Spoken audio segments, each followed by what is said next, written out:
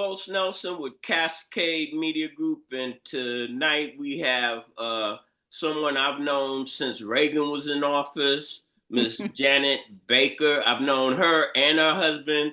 Off camera, I was saying to her that I've known her since she was a little girl. That's what it seemed like to me. And uh, I'd like to say she's been involved in our community, and tonight she wants to talk about some things that affect our elder citizens like myself. And without further ado, Janet, welcome to the show. Thank you, Carlos. It is really a pleasure because we have been knowing each other for about 40 years now. So that little Janet, girl. I want to go in the quick step. First of all, I want you to tell our audience about yourself. I always say go back to kindergarten, whether it's athletes, presidents, or what.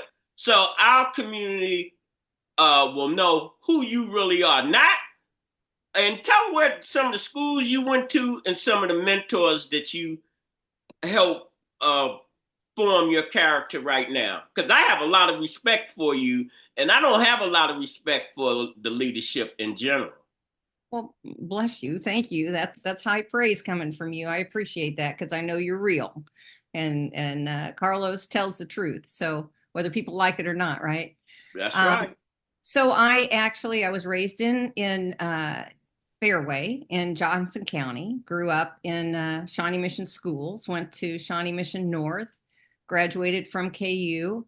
And I came back to Kansas City after a brief stint in law school that I hated.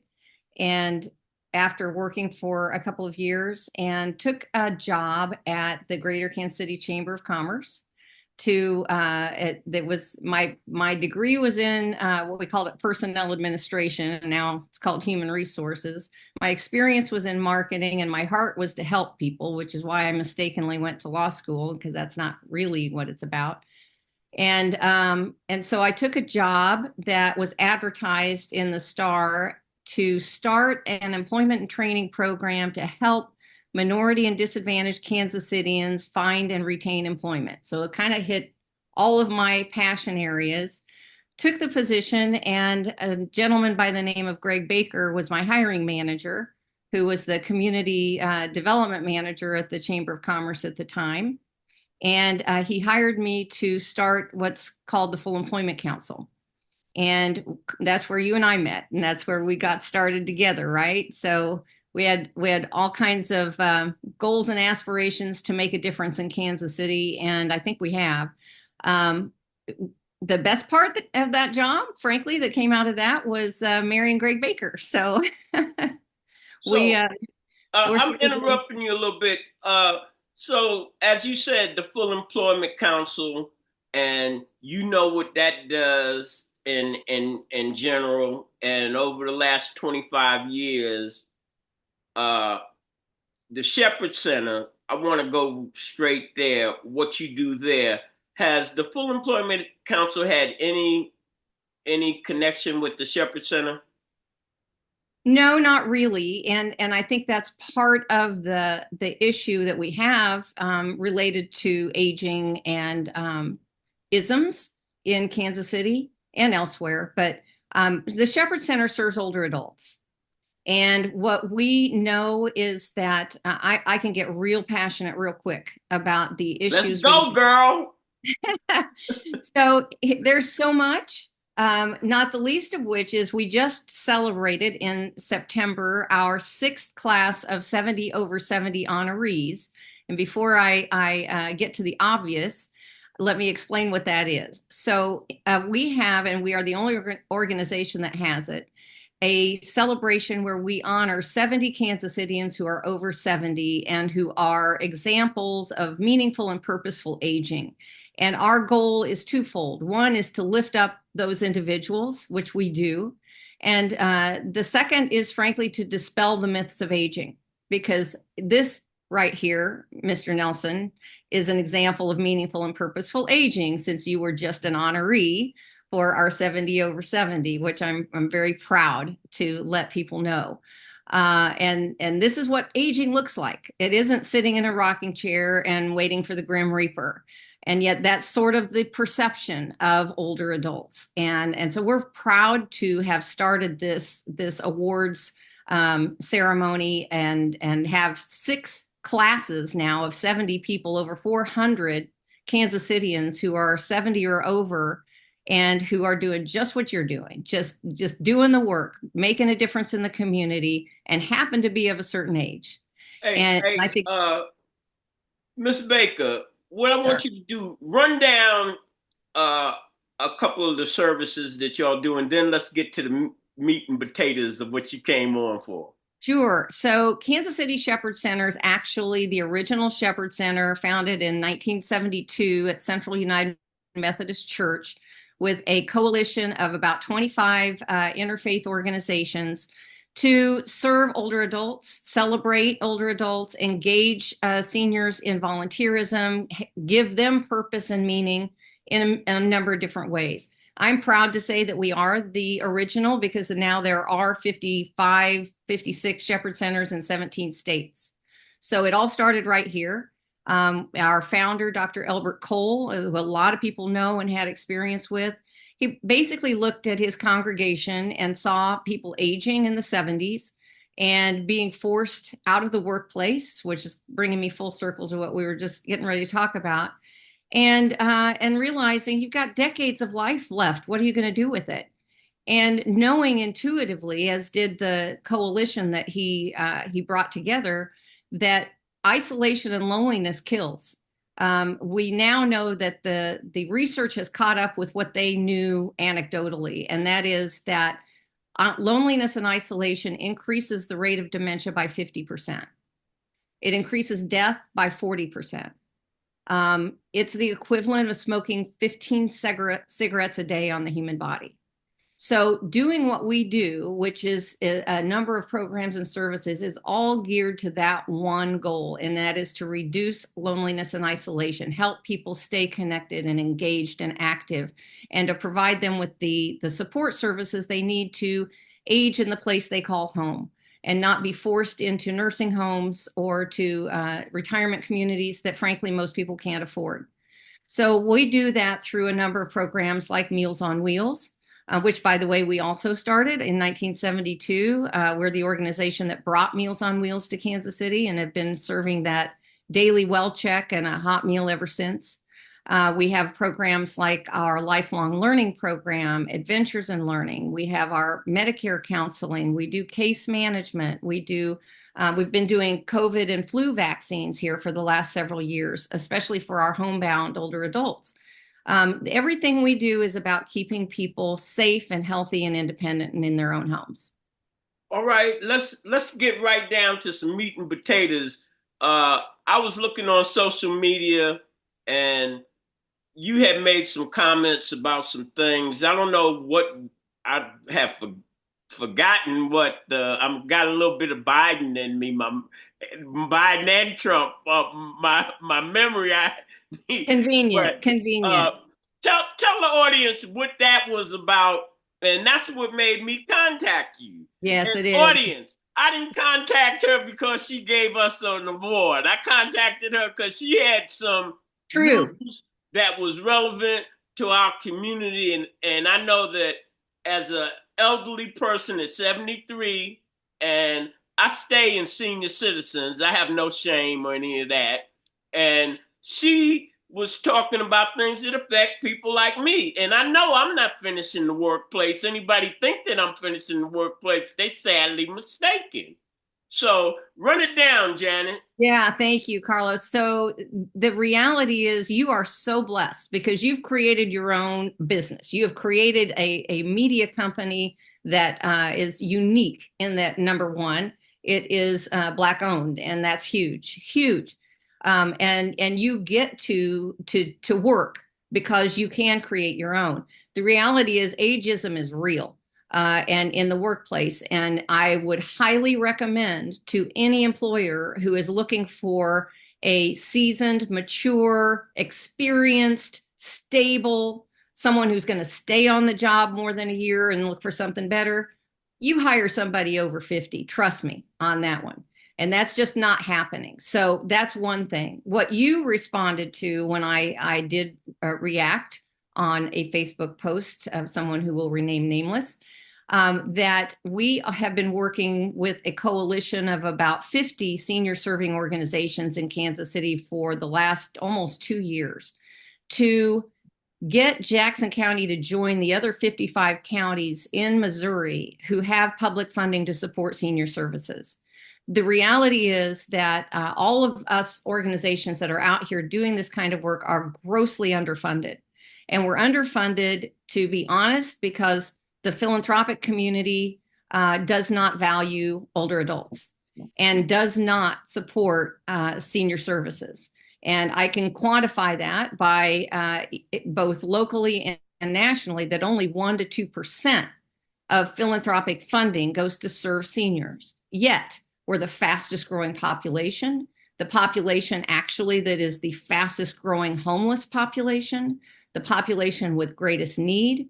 And in Jackson County in particular, we have twice the number of older adults living in poverty than the national average.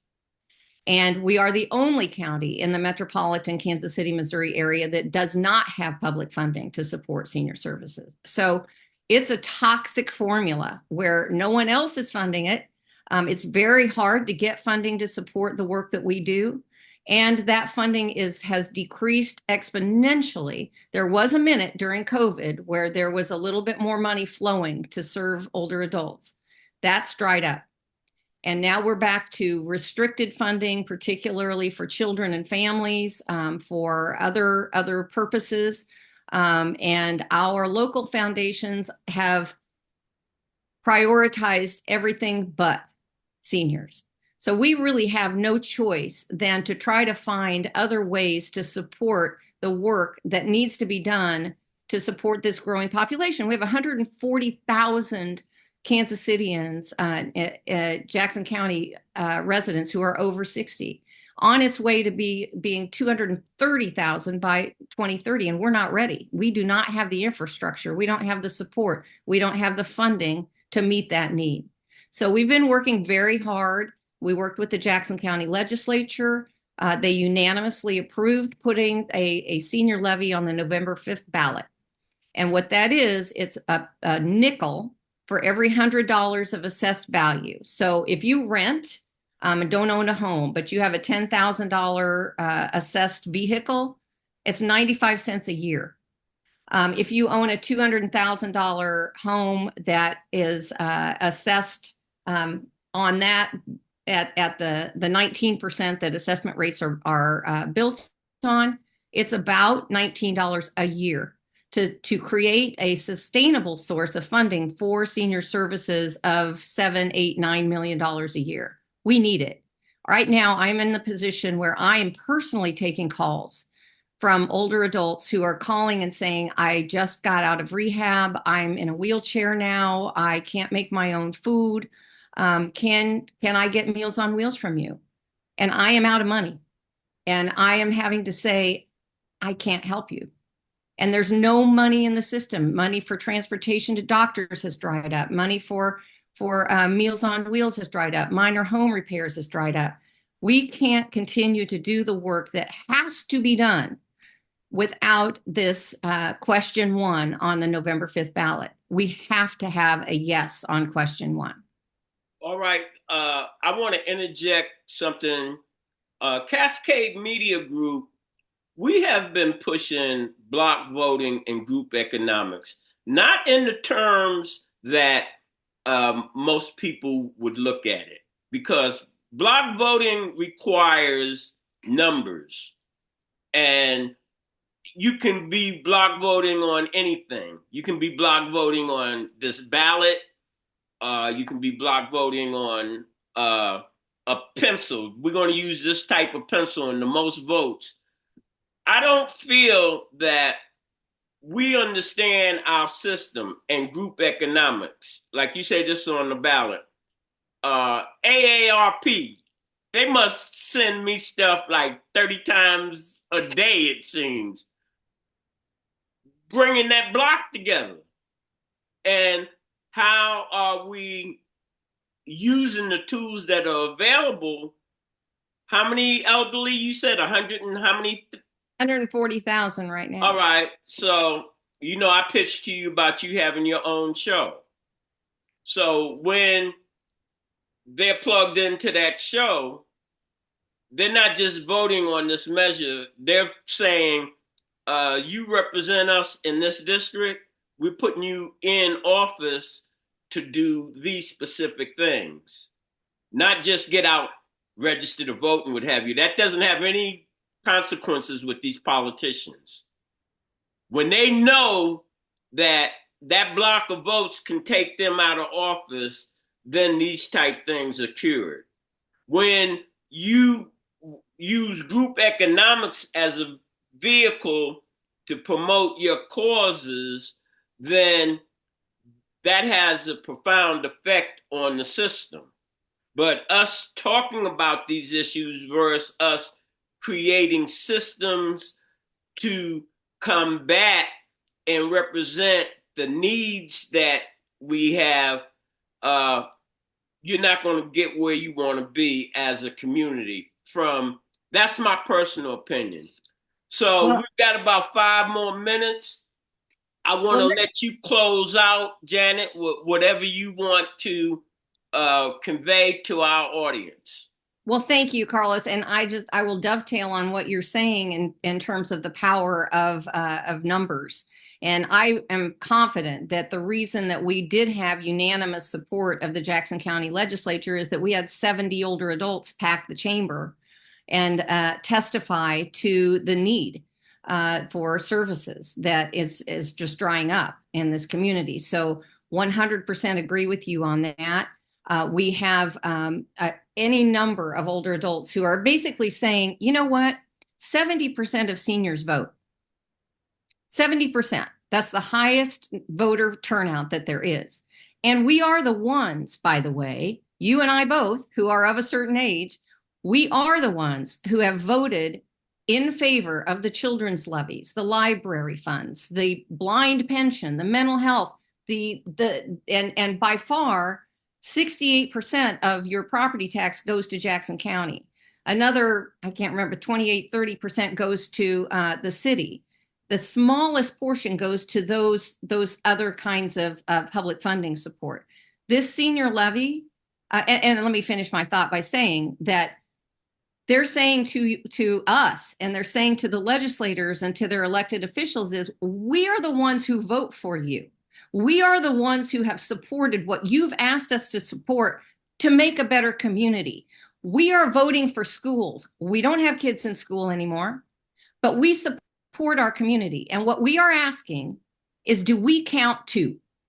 Do we count enough for the community to give to us some of what we've been giving to you for decades and decades and decades? So that's the bottom line, is that seniors do count. Kansas City Shepherd Center knows seniors count. That's why we do what we do. So do the other 50 organizations in this coalition. We just can't continue to do it without resources.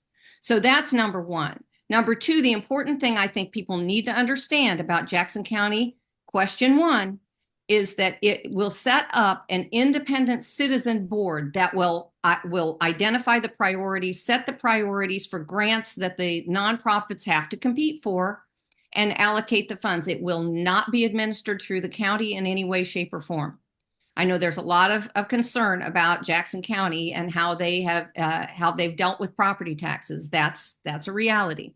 In this case, you need to know that it is an independent group of citizens who will decide, just like Platte County and Clay counties already have had for decades.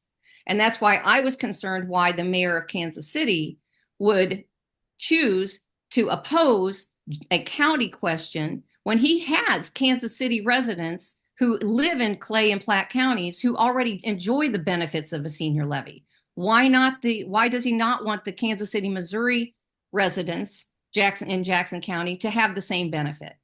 So that's why I voiced my opinion and why you called me and invited me to participate. And I'm really grateful that you did.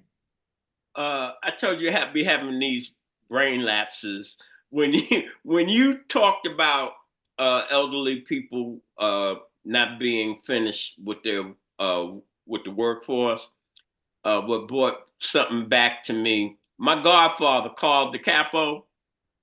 All right, John David and myself, his son. This is back in the day.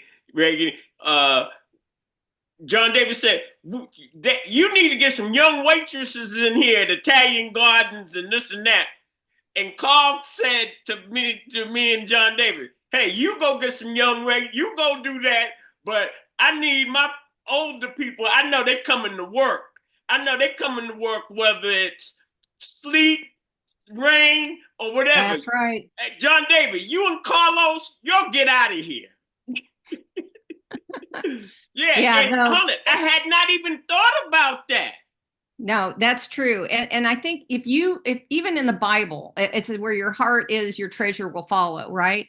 Well, if how we value seniors in our society and in Kansas City is an indication of what we treasure, it ain't good. All right. In closing, as we always close, when you invest in your community, you're really just investing in yourself. Good night. This is brought to you by Kansas City Business Association, working to improve our community.